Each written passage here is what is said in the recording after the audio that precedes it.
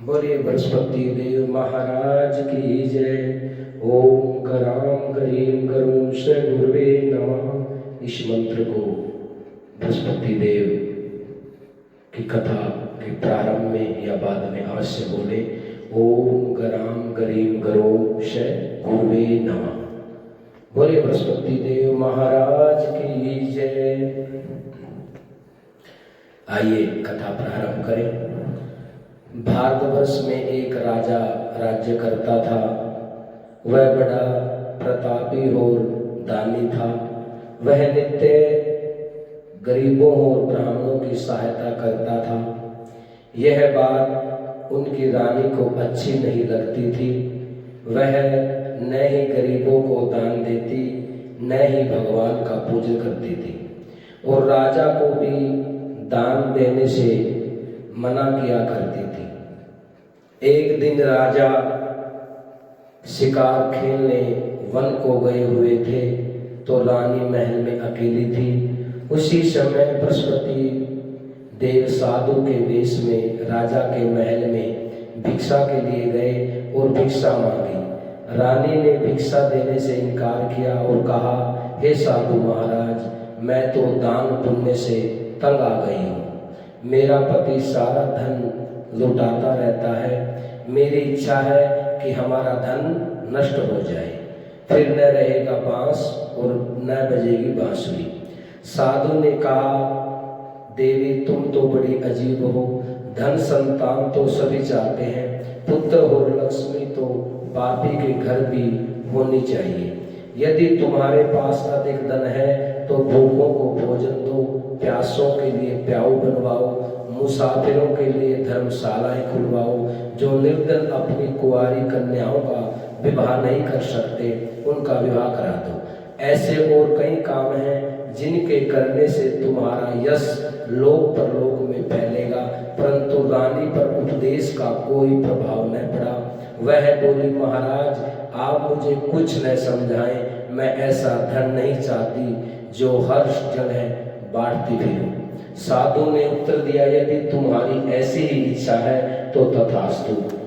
तुम ऐसा करना, बृहस्पति वार को घर लीपकर पीली मिट्टी से अपना सिर धोकर स्नान करना, भट्टी चढ़ाकर कपड़े धोना। ऐसा करने से आपका सारा धन नष्ट हो जाएगा।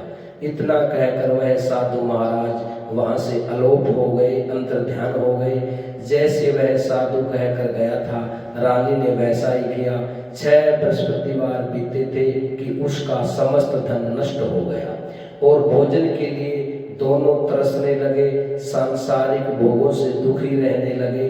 तब वह राजा रानी से कहने लगा कि तुम यहाँ पर रहो, मैं दूसरे देश में जाऊं, क्योंकि यहाँ पर मुझे सभी मनुष्य जानते हैं, इसलिए कोई कार्य भी नहीं कर सकता। देश चोरी परदेश भीख बराबर है। ऐसा कहकर राजा परदेश चला गया और वहां जंगल को जाता और लकड़ी काट कर लाता और शहर में बेचता।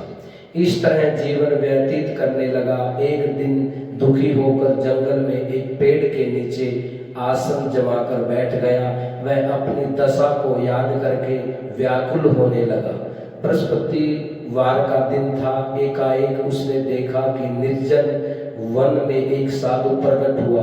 वह साधु वेश में स्वयं बृहस्पति देवता थे। लकड़हारे के सामने आकर बोले, हे लकड़हारे, इस सुनसान जंगल में तू चिंता मगन क्यों बैठा है?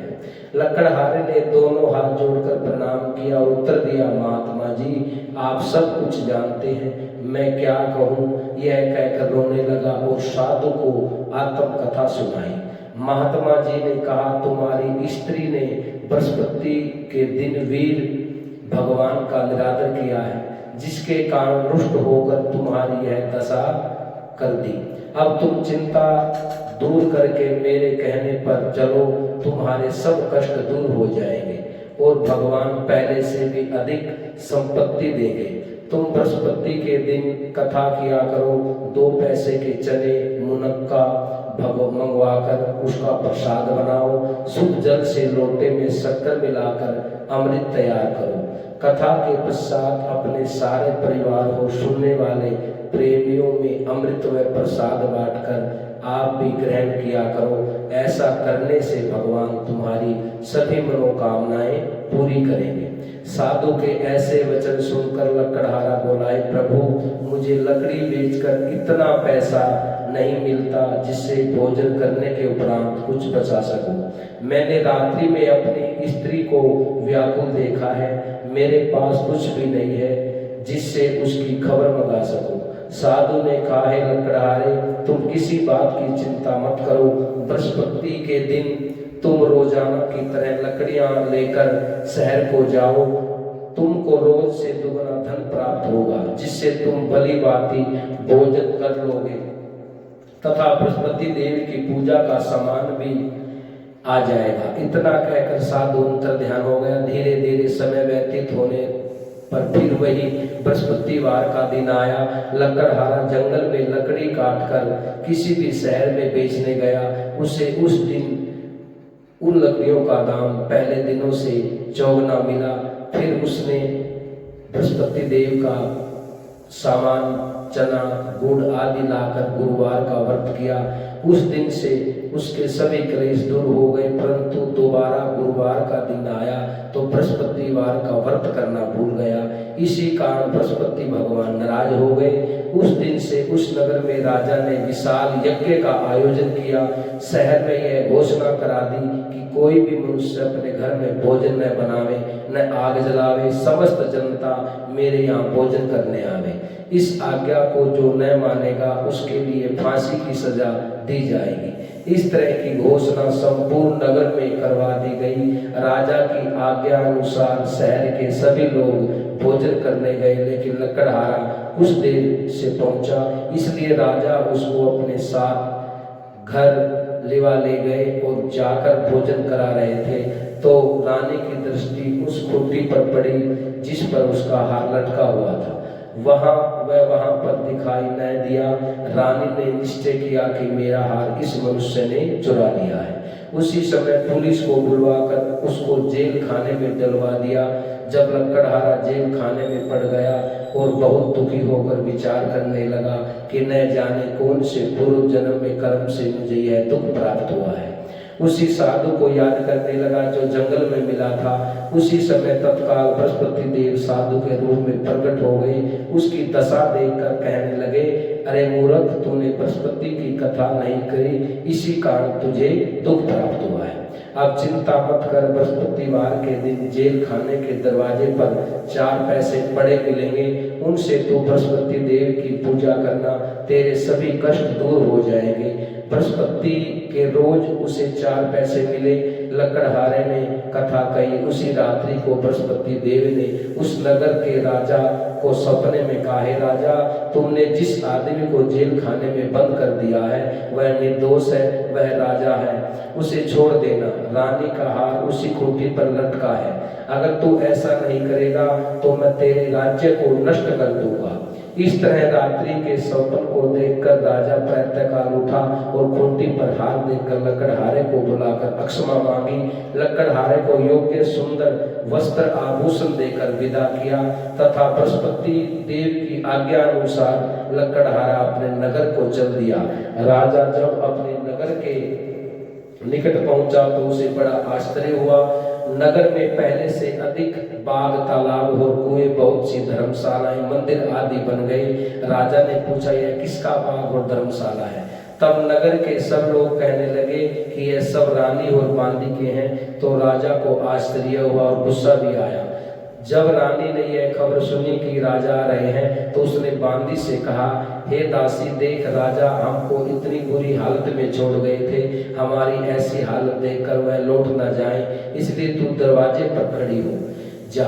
आज्ञा अनुसार दासी दरवाजे पर खड़ी हो गई। राजा आए तो उन्हें अपने साथ लिवा लाई।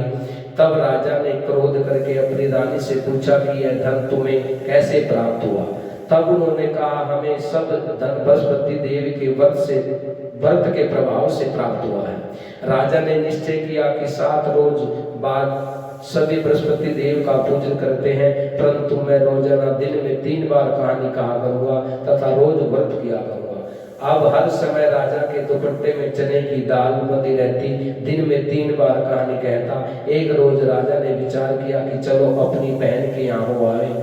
इस तरह निश्चय करके राजा घोड़े पर सवार होकर अपनी बहन के यहाँ चलने लगा। मार्ग में उसने देखा कि कुछ आदमी एक मुर्दे को लिए जा रहे हैं। उन्होंने रोककर राजा कहने लगा, अरे भाइयों, मेरी बृहस्पति देव की कहानी सुन लो। बोला, लो हमारा तो आदमी मर गया है, इसको अपनी कथा की पड़ी है। परंतु कुछ आदमी बोले, अच्छा कहो, हम तुम्हारी कथा भी सुनेंगे। राजा ने दाल निकाली और जब कथा आदि हुई तो मुर्दा हिलने लगा।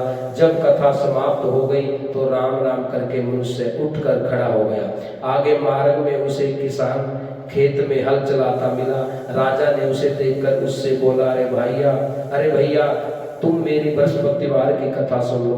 किसान बोला, जब तक मैं तेरी कथा सुनूंगा तब तक 4 हरैया जोत लूंगा। जा अपनी कथा किसी और को सुनाना। इस तरह राजा आगे चलने लगा। राजा के हटते ही बैल पछाड़ कर खाकर गिर गए। उसके पेट में बड़ी जोर का दर्द होने लगा। उस समय उसकी माँ रोटी लेकर आई। उसने जब यह देखा तो अपने पुत्र से सब हाल पूछा। बेटे ने सभी हाल कह दिया। बुढ़िया दौड़ी दौड़ी उस घुड़सवार के पास गई और उससे बोली कि मैं तेरी कथा सुनूंगी, अपनी कथा मेरे खेत में चलकर ही कहना। राजा ने बुढ़िया के खेत में जाकर कथा कही, जिसके सुनते हुए बैल खड़े हो गए तथा किसान के बेटे का दर्द बंद हो गया। राजा अपनी बहन के घर जा पहुंचा। बहन ने भाई की खूब मेहमानी की। दूसरी रोज प्रातःकाल राजा जगा तो वह देखने लगा कि सब लोग भोजन कर रहे हैं। राजा ने अपनी बहन से कहा, ऐसा कोई मनुष्य है जिसने भोजन नहीं किया हो, मेरी बृहस्पतिवार की कथा सुनने। बहन बोली, हे भैया, यह देश ऐसा ही है, पहले यहाँ लोग भोजन करते हैं, बाद में अन्य काम करते हैं। अगर कोई पड़ोस में हो तो देख आओ। वह ऐसा कहकर देखने चली गई, परंतु उसे कोई ऐसा व्यक्ति नहीं मिला जिसने भोजन न किया हो। अतः वह एक कुमार के घर गई जिसका लड़का बीमार था। उसे मालूम हुआ कि उन्होंने यहाँ 3 रोज से किसी ने भोजन नहीं किया। रानी ने अपनी भाई की कथा सुनने के लिए कुमार से कहा।